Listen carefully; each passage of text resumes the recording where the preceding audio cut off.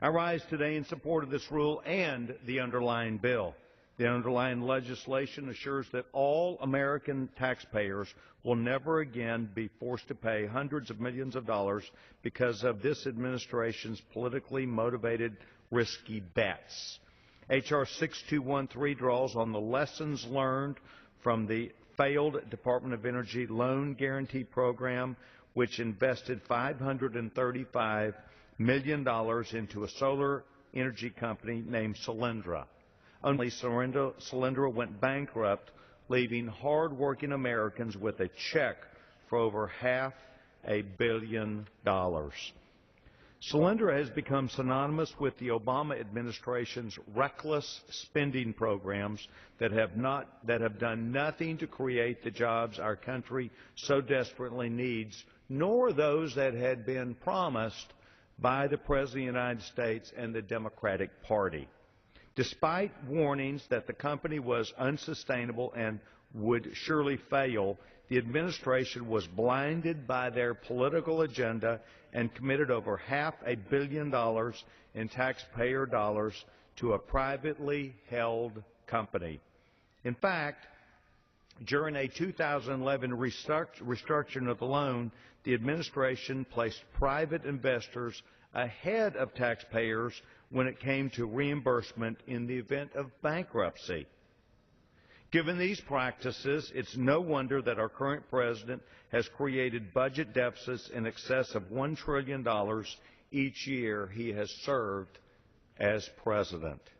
In addition to ensuring that the federal government does not throw taxpayer dollars after the investments, H.R. 6213 also highlights the need of the federal government to stop propping up failed companies which cannot support themselves in the open market. The federal government should not guarantee hundreds of millions of dollars in taxpayer-backed loans to companies who do not have a business model that supports sufficient private investment. The administration should not pretend to be a venture capitalist with taxpayers' money.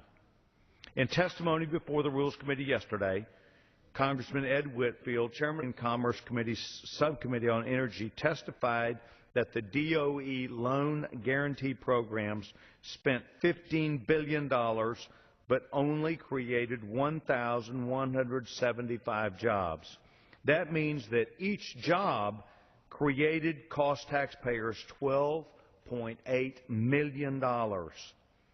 These statistics demonstrate what House Republicans have been saying for years, and that is this country cannot tax and spend its way to prosperity.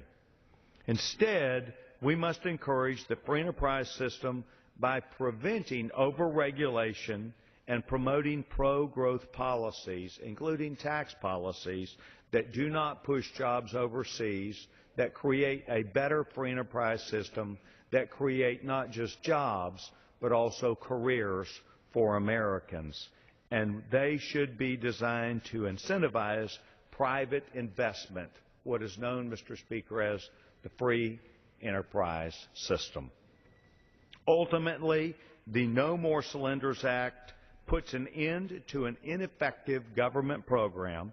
It protects taxpayers from financing the administration's wish list of projects and establishes necessary oversight to hold executive branch officials accountable for their actions.